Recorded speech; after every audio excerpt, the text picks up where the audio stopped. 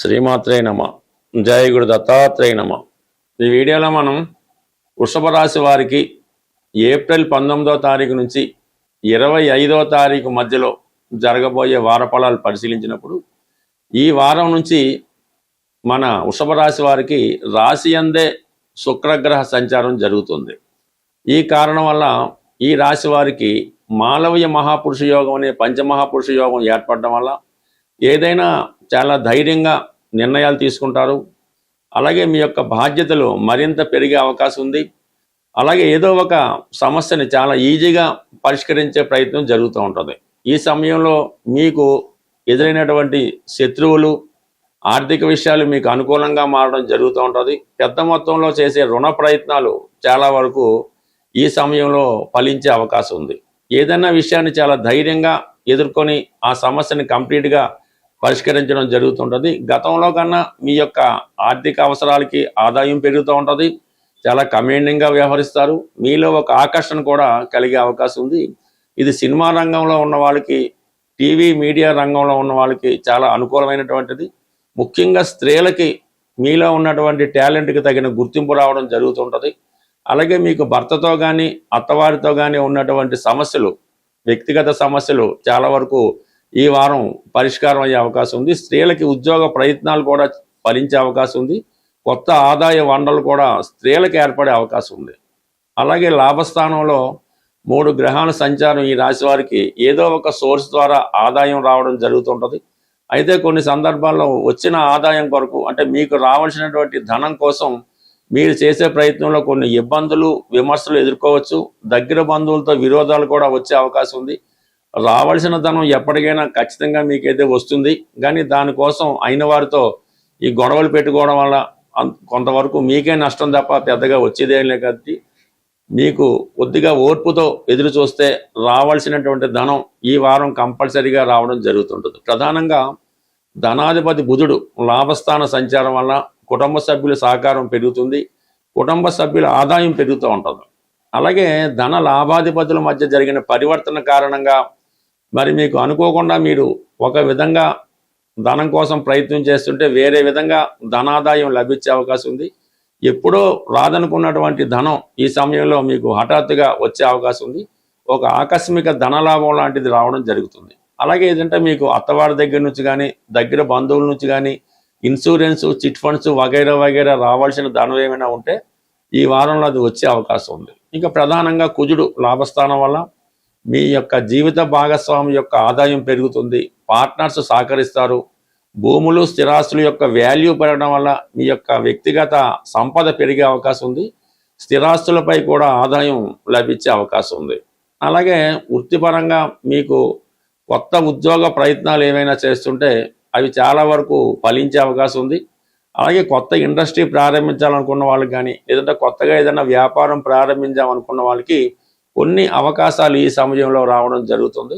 అలాగే మీరు ఎంతో కాలంగా ఎదురు చూస్తున్నటువంటి మిత్రులు మీకు పూర్తిగా సహకరించి మీ యొక్క కొత్త వ్యాపార అభివృద్ధికి కానీ, కొత్త ఉద్యోగ ప్రయత్నానికి కానీ చాలా వరకు ఈ వారం సహకరించే అవకాశం ఉంది. అంటే ఓవరాల్గా ఈ వృషభ రాశి వారికి రాశి యందు శుక్రగ్రహ ప్రవేశంతో ఈ వారం నుంచి సుమారుగా ఒక 20 రోజుల పాటు మీరు చేపట్టిన ప్రతి పని మీకు చాలా అనుకూలంగా మారుతుంది. ఎక్కడికి వెళ్ళినా మంచి గుర్తింపు, గౌరవం కూడా పొందే అవకాశం ఉంది. అయితే 12వ స్థానంలో రవి చతుర్థాధిపతి వ్యయ స్థానం వల్ల సడన్గా మీ కుటుంబంలో ఒకరికి కానీ, మీ పేరెంట్స్కి కానీ అనారోగ్య కారణాల వల్ల హాస్పిటల్ సందర్శించవలసి ఉంటుంది.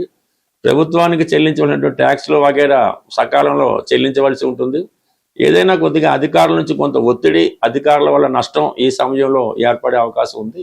ఈ నెల అంటే ఏప్రిల్ 19వ తారీఖు నుంచి 14వ తారీఖు మే వరకు కూడా ఈ శుక్రగ్రహం స్వక్షేత్రమైనటువంటి వృషభ రాశిలో ఉండడం జరుగుతుంది. అయితే ఇది సహజంగా ఈ వృషభ రాశి అన్నది సహజ రాశి చక్రంలో ధనస్థానం అవుతుంది.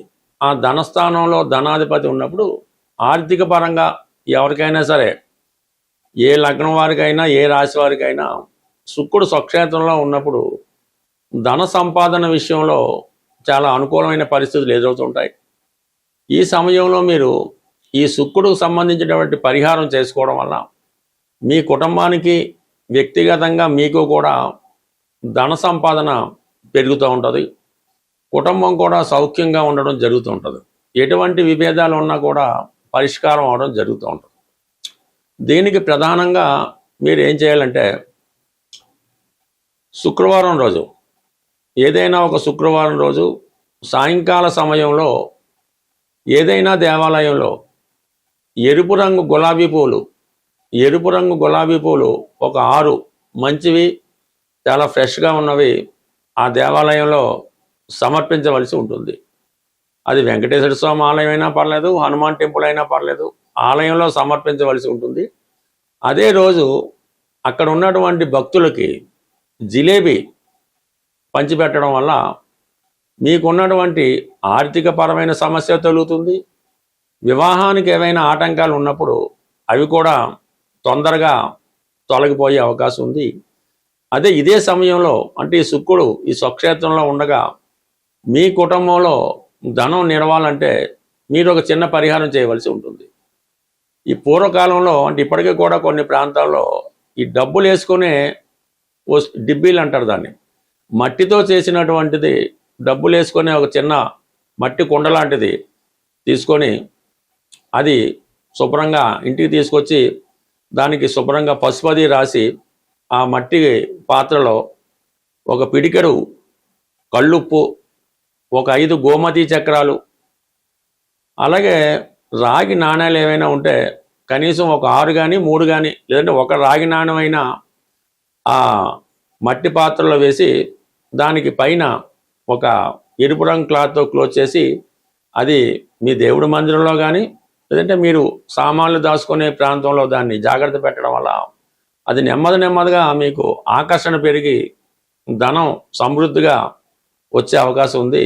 బట్ ఏదైనా ఈ శుక్రగ్రహం బలంగా ఉన్నప్పుడు మీరు ఒక 18 రోజులు కానీ 41 రోజులు కానీ ఒకే సమయంలో పర్టికులర్గా మీకు ఏ టైం కుడితే ఆ టైంలో మరి కనకధార స్తోత్రాన్ని పారాయణ చేయడం వల్ల కానీ వినడం వల్ల కానీ మీకు ఆర్థిక పరంగా చాలా అనుకూలమైన పరిస్థితులు ఎదురవుతూ ఉంటాయి.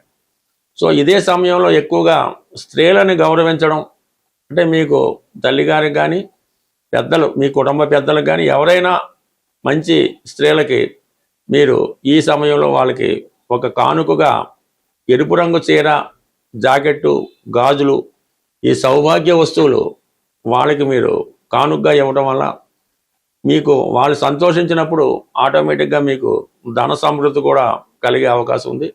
బట్ ఏదైనా ఎవరి జీవితంలో అయినా మీరు ఆనందంగా సంతోషంగా ఉండాలంటే మీ ఆత్మీయులటువంటి స్త్రీలని, మీ ఇంట్లో ఉన్నటువంటి స్త్రీలకి ఎటువంటి ఇబ్బంది రాకుండా, వారికి ఏ లోటు రాకుండా చూసినప్పుడు ఆటోమేటిక్గా మీకు ధన సంపద పెరిగే అవకాశం ఉంటుంది, పెరుగుతుంది కూడా. స్వస్తి.